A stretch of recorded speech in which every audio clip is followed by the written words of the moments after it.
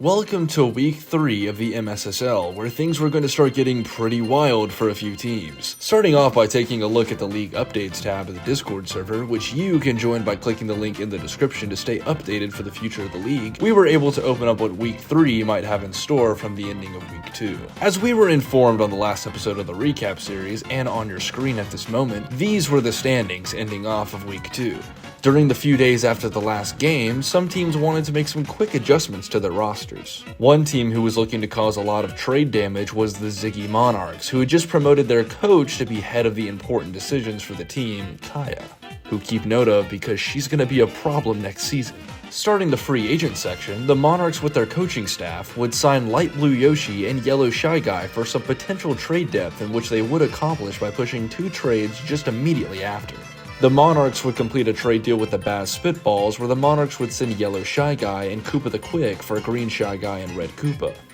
The Monarchs would send another trade to the Chronostella Flowers, offering up Light Blue Yoshi for Pink Yoshi, which would actually be the most beneficial for both teams perfectly, offering up a great fielder with color chemistry matching their teams. The Spitballs would make a play of their own, signing Blue Noki to the team and then trading them immediately to the Monarchs in exchange for Red Koopa, which means they essentially were able to get back a player they had just traded. Once again, the Spitballs making more rules for the future. The Monarchs would return to the agent pool again by signing Rosa Parks. And lastly, with probably the most important trade in the entire weekend, just a day before the game, the Spitballs would make a trade with the Miles Bows, sending Britter and Yellow Shy Guy down for King Boo. This was a tough decision for Miles, having to give up a star player for 2 players with potential. But how will this decision affect the team? And will Britter be a good player on a different team? Let's find out now as we jump straight into game 1 of day 1, where Miles Bows would be taking on the Ramen Noodle Knights, where Britter would try to take out GDB with a throw to first. Dominated on this exact field before, aside from the fact Luigi Knights lost one time to the Wilds. What was that throw? Oh my god. What? That's the worst throw I've ever seen. Britter, being Britter, would allow the bases to load for Mario, which would begin the familiar conveyor belt, sending GDB home for the first point of the game. A star hit from Hammerbro would be caught, but did send Steezy home for a run as well. Steezy's gonna go home, and that's gonna make it 2-0. Britter would redeem himself with a double play, sending the Bows to the offensive side. Oh, a nice diving catch, and on the base. Look at Britter. However, not much would happen for the Bows, as Bowser's nuke would be caught by Steezy to end the inning. That old man's still alive. Yeah, somehow he survived. He survived some pretty dangerous stuff, to be fair. World War I, World War II, Vietnam, Korea. He's there. General Toad Washington, man. Yeah. What can we say? He's there. He's killing. And the Knights would kill it as well, ending the second inning up by 6 for more conveyor belting, causing Bowser to step up to the plate. More great item uses from the Knights lineup would mess with Greg, causing 2 runs home in the third. Two runs. Oh no. With a name change, Britta was growing tired of constant disrespect he was receiving by the media teams in the league. I got a little laggy. I didn't see what happened there. Just a little base hit. And this is what you want to see. This is going to be a home run from Britter. And that one will get fed to the pigs. That's worth the trade. That is worth the trade, most definitely. That was worth it. Britter wanting to bring a little bit of a comeback here. His 3-run bomb would slowly start to show him bursting out of the cocoon as a potential star player threat. In the bottom of the 4th, we were thinking Sean would slap, but what he would do was more beneficial for the inning, as now they were only down by 4. Hope they get a slap right field. Hope for a slap. Right between the 2. That's what you want. She's gonna score on that one. They must have bobbled there. This might be out. This might be out. Oh no. Oh man. That was a pill splitter decision, to be fair. That was a pill splitter decision. It was very close there as Steezy bobbled on nothing in the outfield. And Sean gets a double with the RBI. The game would finish after full regulation 10-4 Knights. Game 2 would be more of the same, as the Kronos Flowers would take on the Ziggy Monarchs, where the Monarchs would actually be the first ones to draw blood at their first at-bat of the game. right down the middle there. That's going to be Spotlight Monkey. No. Wow. But the Flowers defense would lock in just after. Light Blue Yoshi would debut in the top of the second with a soon-to-be iconic nickname given by Tyler of the Wilds. Lebloshi. Lebloshi, which is, we might need to change. That is hard to say, guys. Lebloshi.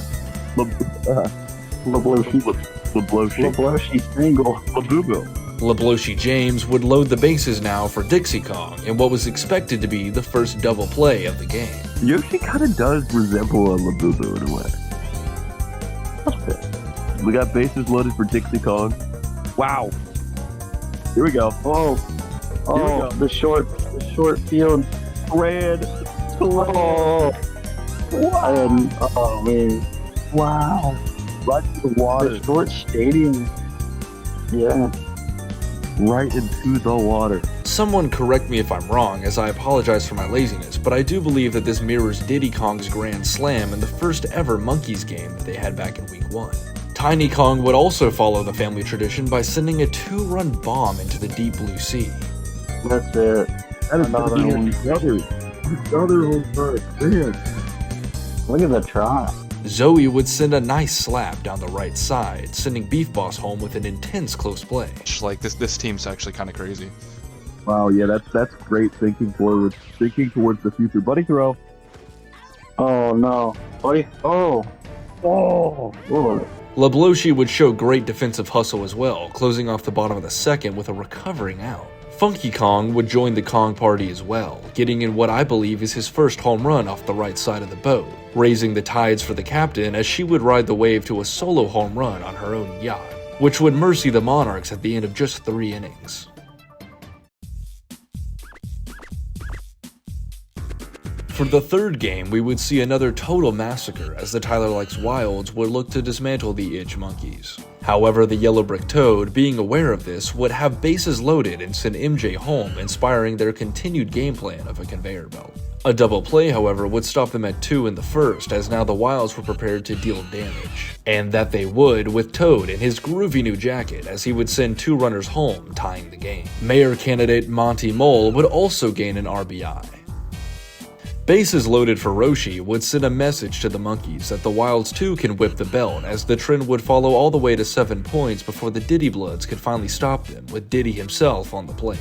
In the second, Diddy would send Wario home for their 3rd point, pulling DK into the mound. But in the bottom of the inning, Toad would showcase that his size does not matter. I'm not really sure, to answer your question. It'd be kind of funny if he bets against himself.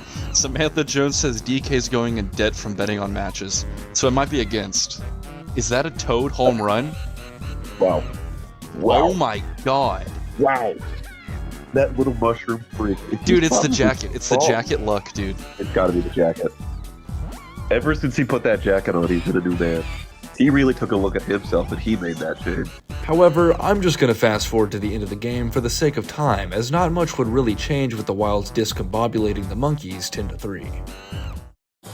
The final game of the day was probably the most interesting, as it was the Steezy Eggs taking on the undefeated league villains in the Bass Spitballs. After 3 blowouts, we were hoping for a more exciting main event of the night, especially between the 2 top teams in the league. And with 2 outs and a rare double from Ritter, it was already looking promising as the King of Crocs stepped up to the rock. Big guy.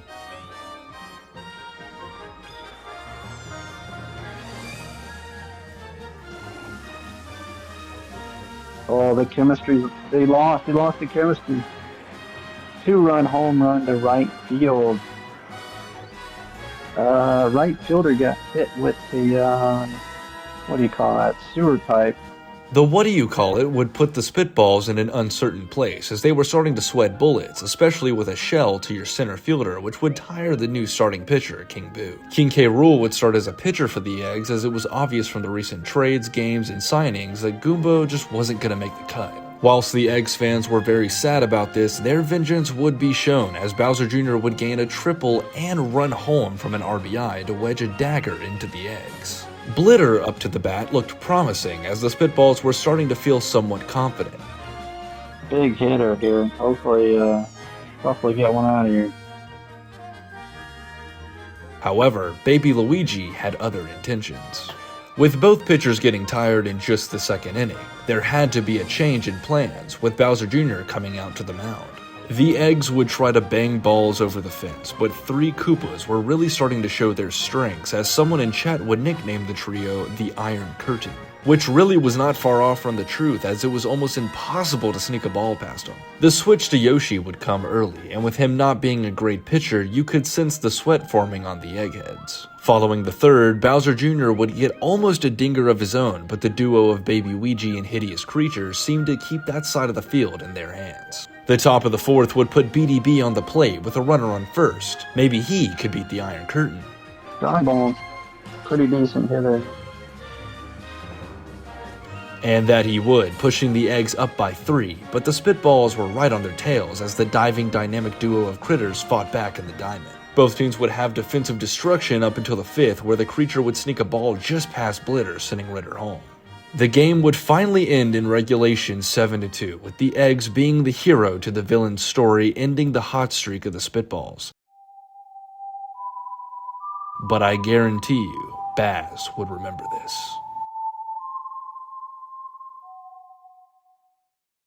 Day 2 would set us up for a little bit more of a wild list of games, as Game 1 was the Knights and the Spitballs. And that would show to be the case, as Critter would hit a very impressive 2-man home run on Bowser Castle to start us off in the top of the first. An interesting point brought up between the first and second inning between Tyler and I was the change in position for Petey Piranha on the Monarchs that we would see later. We mentioned how unfortunate it is that he was moved to catcher when he is a great shortstop. However, his team does not really support him as well as they hoped for. In the bottom of the second, bases were loaded for Toadsworth as he would show a star hit bobble off Blitter, resulting in 3 runs home, pushing them into the lead 3-2. The Spitballs seemed to be getting deja vu as King Boo would be forced off the mound, this time sending Walu to the mound. There was a lot of rhyming in that sentence, it was not intentional. In the start of the third, a debate that would last all the way to the end of the season would be brought into the light.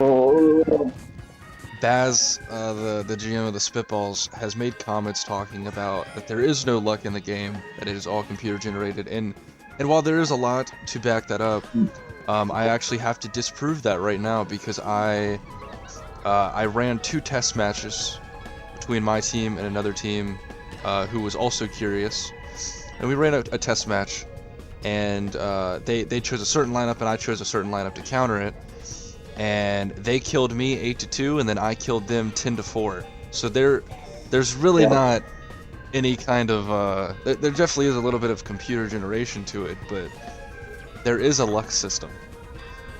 There's still like random algorithms that, I mean, yeah, it's math, but it's still luck.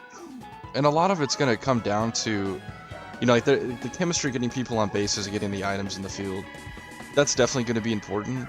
Yeah. But what's more so important is getting hits. If your players are going 4 for 0 or 0 for 4, there's a reason they're doing that. It's because they suck. But also, even the items are random. Yeah. And not all of them you benefit might just get a bad item.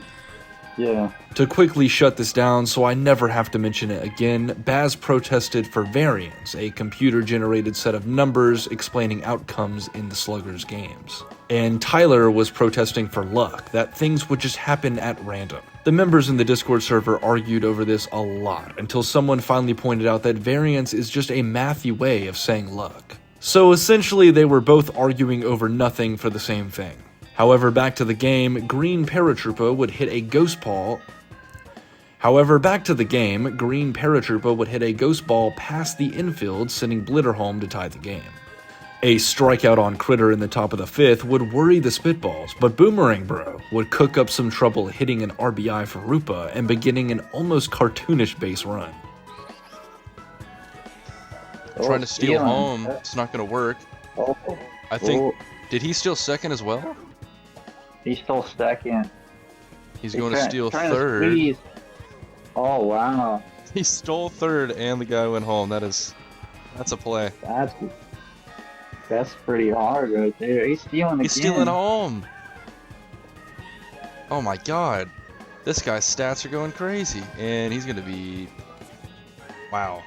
Because of BB, I now had to add a steal attempt stat to the public spreadsheet, as he was the first person in the league to steal home and multiple bases with attempts. With the Knights down 6-3, the offense needed to make a generational lock-in moment. If I was Mario, I know he loves to try to hit grand slams. He hasn't had one at all. I don't think he's had a home run. I would just slap it. He could bunt. It's almost like he knew what I was saying, and that's going to send Steezy home after That's in the gap. Error from Paratrooper 6-4. An error in the outfield from Mario's slaptastic hit would result in runners in the corners and a run home. Cody, however, would be focused on other balls, as at this at-bat, he would bring up a double play. Oh, my double play! Oh no. That's not what you want to see right now. No, I would have waited on a different pitch. It was now all down to Hammer Bro to tie the game. Bud Bowser Jr. still had a bigger picture to paint. About that strike. Oh, this is going to be strike 3. Wow.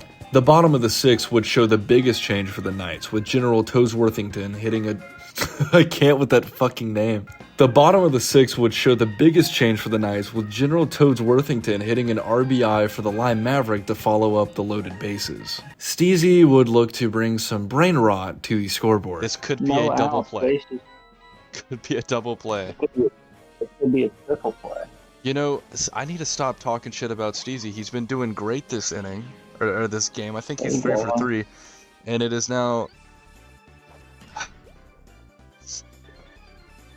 It is now... I don't know if the...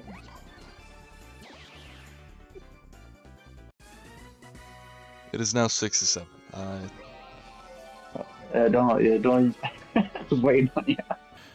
The game would end just shortly after with another slap city across the board, with the Knights bringing the second loss to the Spitballs as they won 10-6. Baz was now walking away from this week, reconsidering things and looking for quick adjustments, as it was up to Variance whether or not he'd be taking anger management classes. Game 2 would be a heated moment between the Eggs and the Monarchs, as it would pit the Lovebirds against each other. Goomba would return to the mound in this game, as the Eggs seemed to miss him a lot after a less than great pitching performance on day 1 and on some other games. The first points of the game would go to the Eggs after Firebro's RBI in the second, sending BDB home. With all eyes on him, Ritter would look to play with his food. 1-0, no outs. We got Blood Ritter up here. Ritter's not affiliated with any gangs or death in the league. To showcase his leadership, Goomba would run a train almost all the way home until the hideous creature would get caboosed. The Monarchs would move to the bottom of the inning, down by 2, with Blue Pianta on base and a pissed Petey at the plate. Oh, thank you. High fly ball left field. Try and get our buddy catch here. Over the top, it's going to be a 2-run home run. After tying the game, Poshi would send Strawberry home to take the lead 3-2, with still no outs and a full opportunity. Rosa Parks, I think? Or an old Asian lady, I'm not sure. Takes the strike. It's Rosa Parks. Okay.